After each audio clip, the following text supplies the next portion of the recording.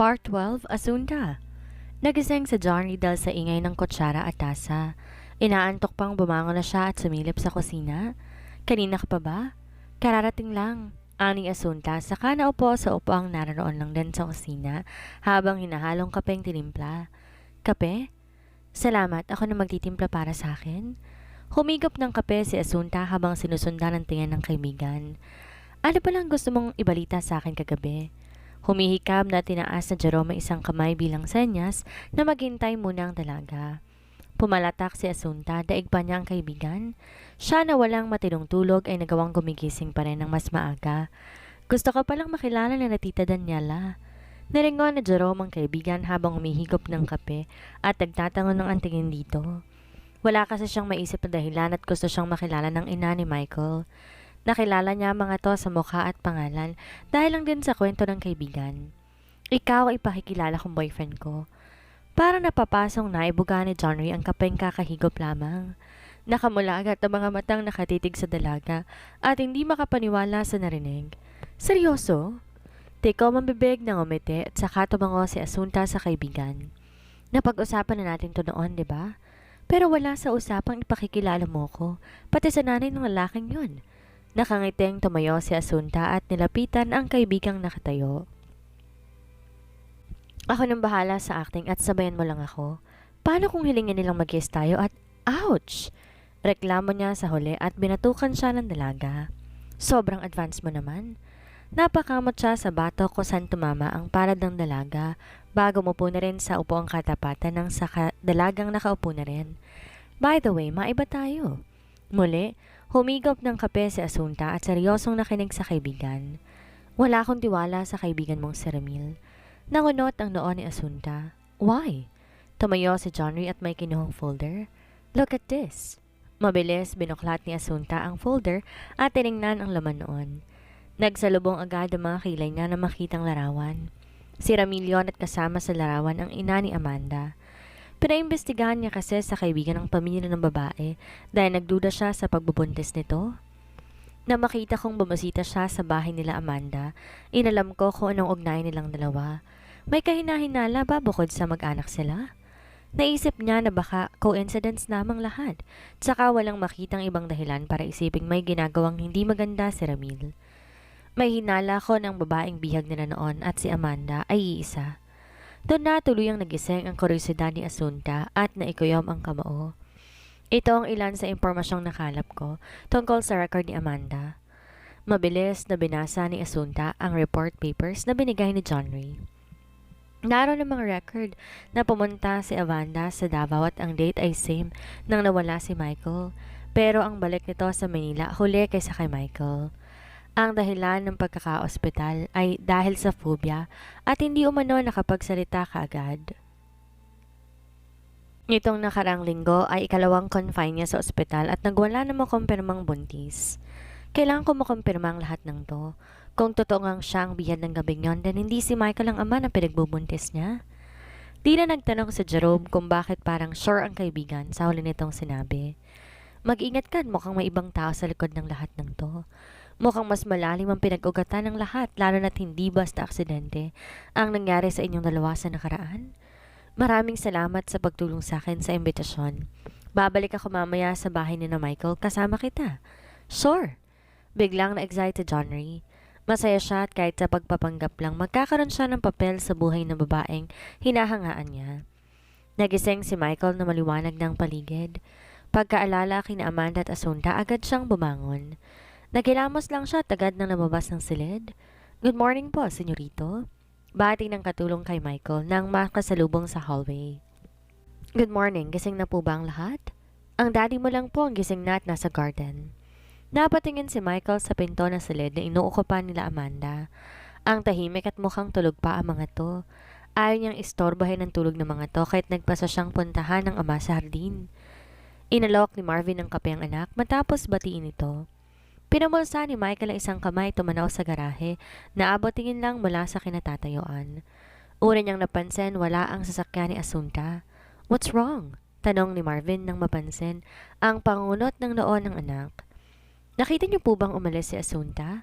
Nang magising ako'y wala nang sasakyan na dyan. Mukhang madilim pa ang paligid ay nakaalis na siya. Maiwan ko po muna kayo. Nagmamadali siyang bumalik sa silid upang kunin ang cellphone. Napatingin sa Johnny sa cellphone ng kaibigan nang biglang tumunog iyon. Na makita ang pangalan ng caller na pangisi siya. Ang akala niya ay gusto nang mag-move on ng kaibigan. My first love. Basa niya sa pangalan na nag-appear sa screen. Nang muling tumunog ang cellphone ni Asunta, pahintamad niyang sinagot iyon upang tumigil na sa katatawag ng lalaki.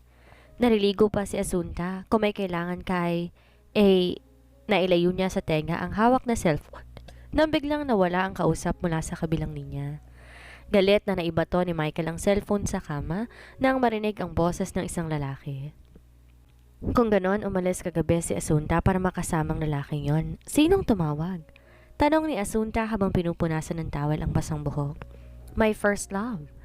Nanunoksong ngiti ang humulma sa labi ni John Ray. Namula ang pisngi ni Asunta at inirapan ng kaibigan upang pagtakpan ng pagkapahiyang nadarama. Inagaw niya ang cellphone na hawak pa nito. Anong sabi niya? Wala, kasi inunahan ko na siyang nasa banyo ka at naliligo. Sira ulo ka talaga, bakit mo sinabi yun? Baka iba pang isipin niya at mas maganda. Kung iisipin niyang may intimate moment nang namamagitan sa atin para maniwala. Putol niya sa iba pang naisabihin ng dalaga. Oo na, akin na nga cellphone ko. Tumatawang lumayo na si Johnny sa kaibigan. Dumiretso sa labas at agad ginala sa paligid ang tingin. Nangunot ang noon niya na mapansin ang sasakyang nakahimpil sa kabilang kalsada. Tinted ang salamin kaya hindi nakikita ang tao sa loob. Kagabi pa niya napansin yon doon nang dumating siya. Dala ng curiosity, pasimple siyang tumawid sa kalsada upang lapitan sana ang sasakyan, ngunit bigla yung umandar at umalis. Sinundan niya ng tingin yon at kinuhang plate number. Tinawagan ni Asuntang ina at pinaalam kung nasaan siya at ang tungkol sa pagpakilala mamaya sa boyfriend niya. Walang alam ang ina niya tungkol sa pagpapanggap nila ni John Ray. Mabilis lumabas ng silid si Mikay matapos nakausap ang anak. Una niyang pinuntahan si Daniela na alam niyang gising na rin sa ganitong oras. Ngumiti si Daniela matapos marinig ang sinabi ni Mikay.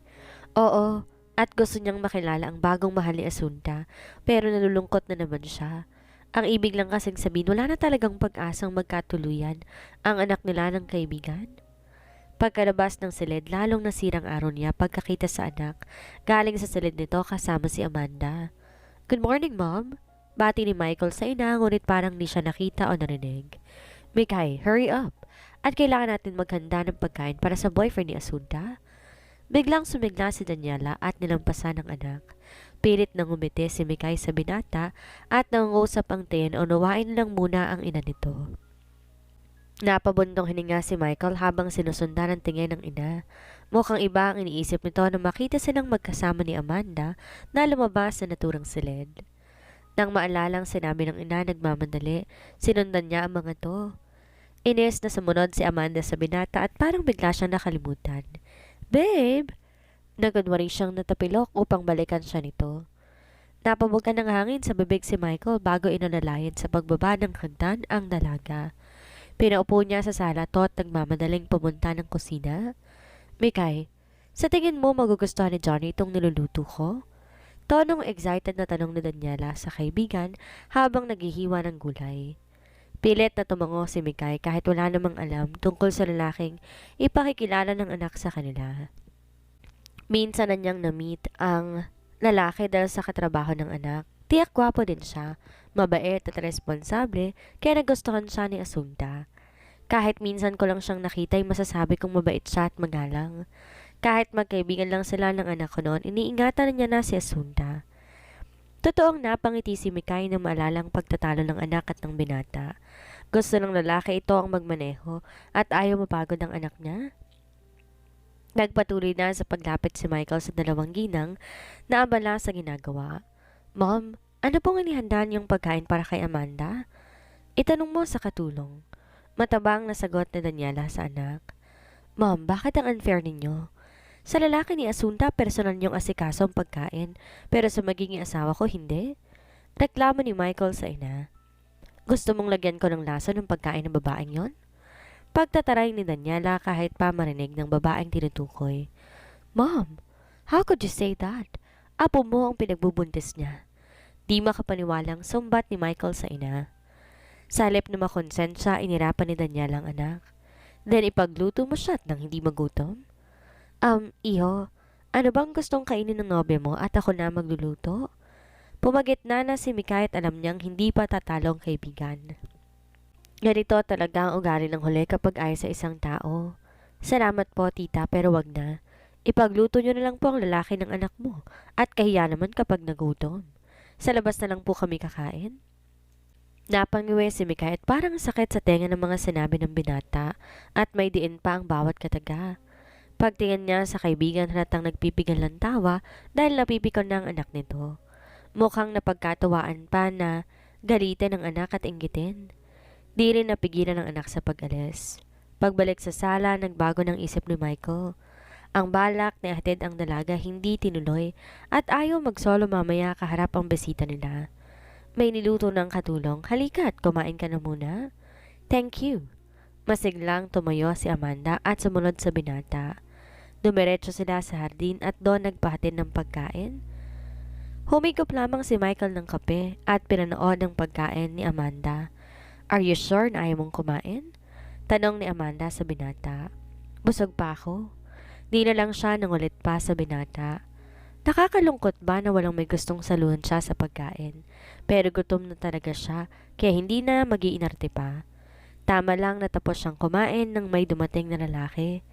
Sasalid ka muna habang nag-uusap pa kami ni Detective Jerome. Utos ni Michael kay Amanda. Biglang kumabog ang dibdib ni Amanda nang marinig ang isang detective ang bisita ng binata. Di naman niya maitanong kung sino nga bang pinag-iimbestigahan dahil magmumukha naman siyang atribida. Pagkapasok ni Amanda sa silid ay kaagad niyang tinawagan ang lalaking malaki ang papel sa buhay niya ngayon. Napatawag ka? Tanong ng boses lalaki mula sa kabilang linya. May bisitang detective si Michael at hindi ko alam kung sinong pinaimbestigahan niya. Relax ka lang dyan at sikaping alamin ang bawat galaw niya. Kung kinakailangan alamin mo kung sinong pinaimbestigahan niya. Pero hindi ako makakagalaw ng mayaya. Ngayon naririto ako sa bahay nila.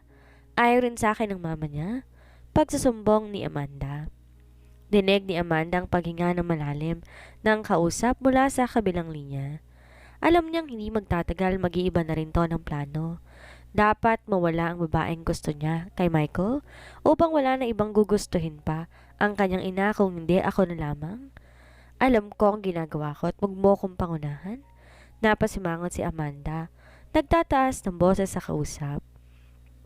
Ang tungkol sa DNA test, huwag mo rin munang problemahin at malayo pa yan. Ang importante ingatan mong bata at kailangan niyang mabuhay, naiintindihan mo? Napilitan siyang umuo sa lalaki kahit sobrang naiinis na siya. Pero nababagalan siya sa kilos ng lalaki at di nagustuhan ng ilan sa plano. Naniniwala rin siyang walang lihim na hindi nabubunyag, kaya nababahala siya kapag naisilang niya ang bata. Sa labas, masinsin na nag-uusap sina Michael at Jerome. Na-trace ko kung anong product kami halong fake na nagkaroon ng problema sa kumpanya bago ka pa nawala noon. Good. Akin na at pag-aaralan ko. Kinuha ni Michael ang folder. Ngayong nakaalala na siya ay may file siyang hinaharap at wala yun ngayon. Hindi ka makapaniwala sa isa ko pang matutuklasan. Naiinip na naghintay si Michael sa iba pang sasabihin ng detective. Tumingin muna sa paligid sa Jerome bago bumulong at tama lang na si Michael ang makakarinig kahit wala namang ibang tao sa paligid. Si Amanda. Nalilink ang pangalan niya bilang isang empleyada sa kumpanya nagsusupply sa kumpanya ng iyong ama at i-produce ng kumpanya ng iyong pinsan na pinamamahalaan mo.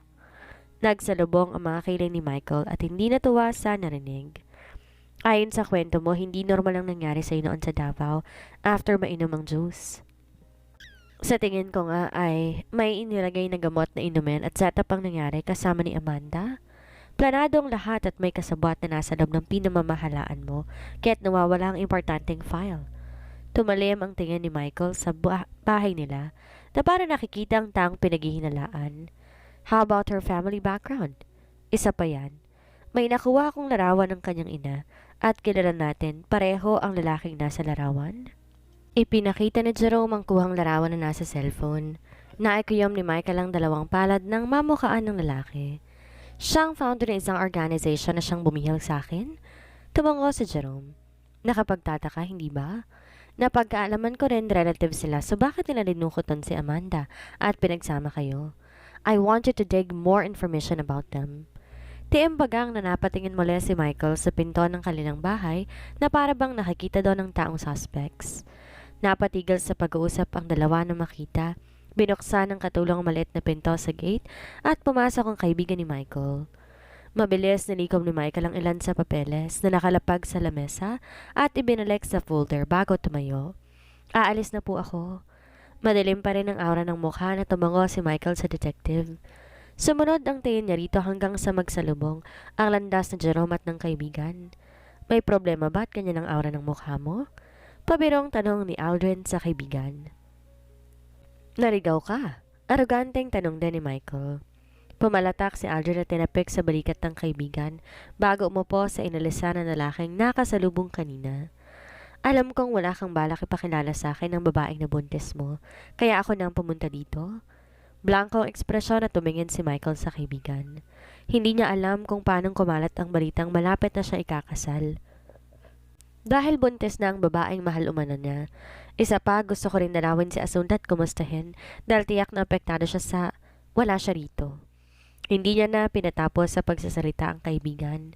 Ngayong may ibang babae ka na nabuntis, maaari ko na bang ligawan si Asunta? Nanunuksong tanong ni Aldrin. No!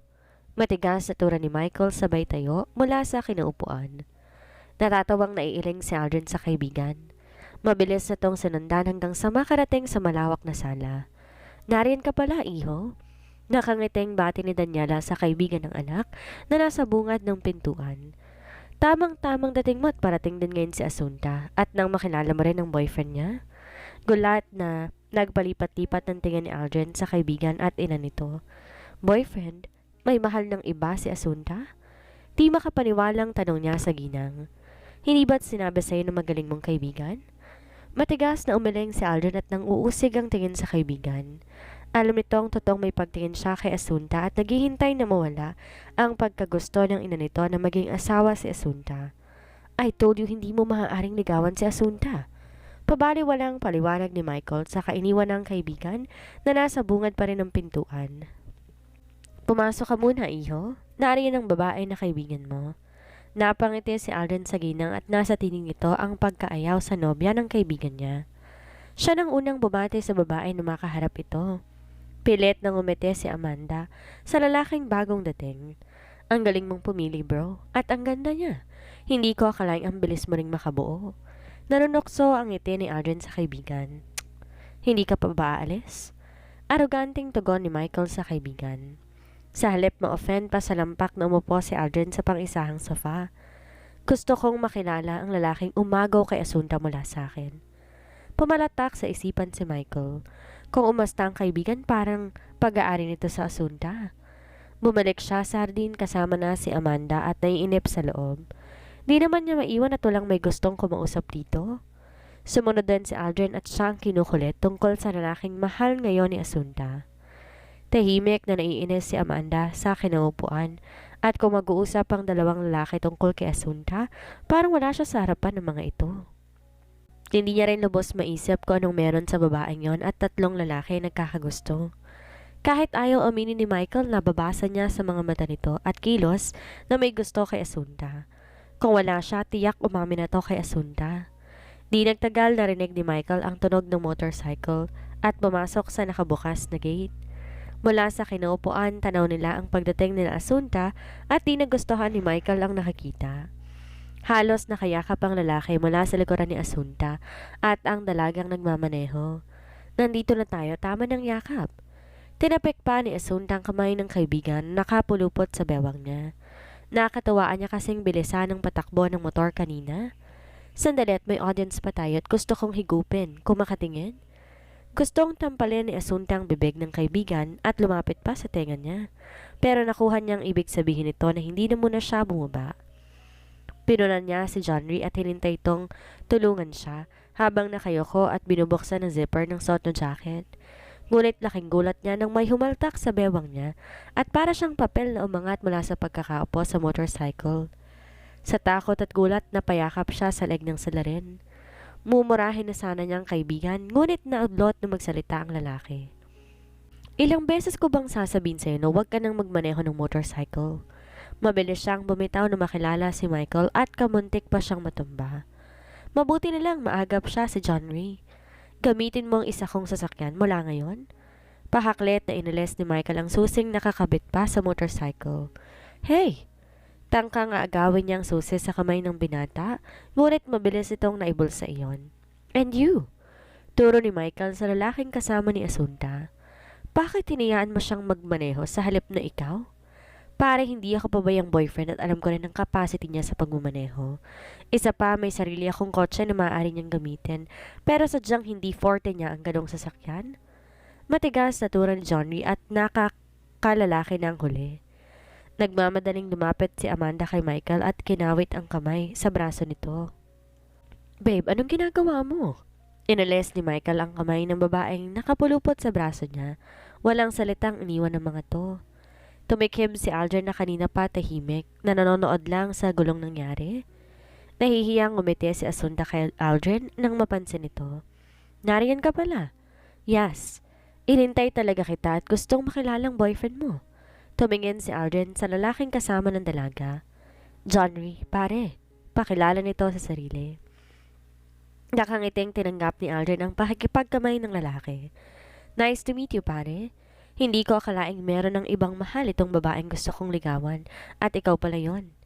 Napakamot sa ulo si Johnny at tumingin sa kaibigan. Wala kasi itong nabanggit na may iba pa pala tong secret admirer. Kahit kailan talagang lakas mong makapagbiro. Tumawa na mahina si Asunta bago bumaling ang tingin kay Johnny. Siya nga pala si Aldrin, matalik na kaibigan ni Michael. Sino may sabi nagbibiro ako sa'yo? Bigla ay naging seryoso si Aldrin. Unti-unting napalis ang ngiti sa labi ni Asunta at nailang kay Aldrin. Mainit na dito, tara sa loob. Pag-iiba niya ng paksa. Nang malaman ni Danielang dumating na si Asunta, nagmamadali siyang lumabas ng bahay. Tama lang na nasa bungad ng pintuan ng mga to. Naku, ang pogi naman ng nobyo mo, iha.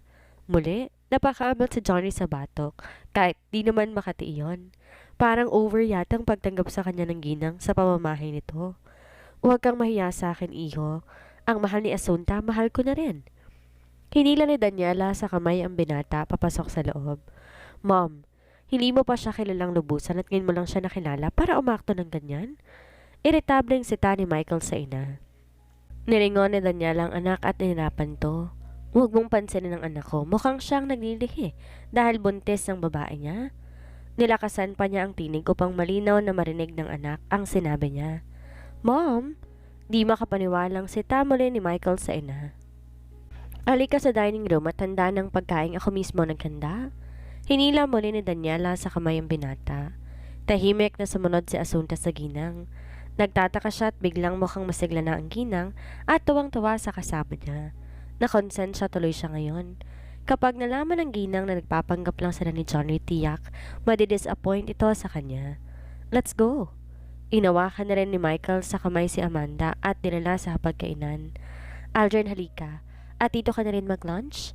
Lingon ni Daniela kay Aldrin. Thank you po, tita. Bahagyang sumigla si Aldrin at nagmamadali na ring pumasok sa dining room. Si Mikay ang naiilang sa naging setup sa hapagkainan. Ang kaibigan niya mukhang over na sa acting at hinayaan lang to ni Marvin. John Iho, maraming salamat sa pagmamahal kay Asunta. Huwag mo sanang saktan ang damdamin niya at gusto ko na maikasal kayo sa lalo madaling panahon. Mom, nanliligaw pa lang siya kay Asunta. Inirapan lang ni Daniela ang anak na halatang napipikon na sa paraan ng pag-aasikaso nila kay John Ray. May pag-asa pa pala ako? Natuwang na ibulalas ni Aldrin. Tumalim ang tingin ni Michael sa kaibigan, ngunit para tong manhid at nagpatuloy sa pagsasalita.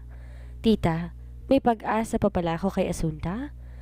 Ngumiti si Daniela kay Aldrin. Kung sino sa inyong pipiliin na Daniela, walang problema sa akin. Naiiling na lang si Mikay habang patuloy sa pagkain. Parang si Daniela na kasi ang ina ng anak niya at ito ang nagpapasya para kay Asunta. Babe, hindi mo ba gusto ang pagkain? Natigil si Daniela sa pagsasalita at nabura ang ngiti sa labi nang marinig ang tanong ni Amanda sa anak niya. Natigilan si Michael habang nakatingin sa pagkain na kanina pa pala niya nilalaro gamit ang tinidor. Pagtingin niya sa ina, mukhang paiyak na ito. Tita, maraming salamat po sa pagkain. Ang sarap po.